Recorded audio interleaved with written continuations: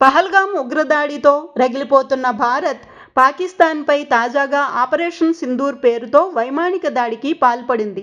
Bharat army, air force, navy బలగాలు కలిసి పాకిస్తాన్ ఆక్రమిత కాశ్మీర్లో ఉగ్రవాద స్థావరాలపై భారత్ వైమానిక దాడి చేసింది. ఈ కాల్పుల్లో 3 భారత పౌరులు కూడా చనిపోయారు.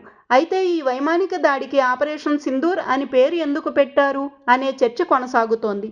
అసలు ఆపరేషన్ సింధూర్ అంటే ఏంటి? ఈ పేరు పెట్టడానికి గల కారణాలు ఏంటో చూద్దాం. భారత్ను భారతమాతతో పోలుస్తారు. ఇందులో జమ్మూ కాశ్మీర్ దేశానికి తల వంటిది. ఇలాంటి కాశ్మీర్లో ఉగ్రవాదులు పహల్గామ్ దాడి చేయడంతో 28 మంది టూరిస్టులు మృతి చెందిన విషయం తెలిసిందే. అయితే భారతమాత నుదిటిపై ఈ దాడి జరిగినట్లుగా కేంద్రం భావించింది.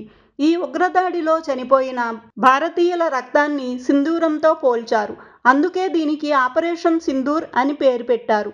అలాగే పహల్గామ్ దాడిలో ఉగ్రవాదులు కేవలం హిందువులను మాత్రమే టార్గెట్ చేశారు.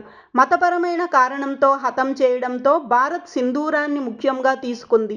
ఈ దాడిలో భర్తలను కోల్పోయిన మహిళలకు సింబాలిజంగా చూపిస్తూ ఆపరేషన్ సింధూర్ పేరుతో దాడి చేశారు.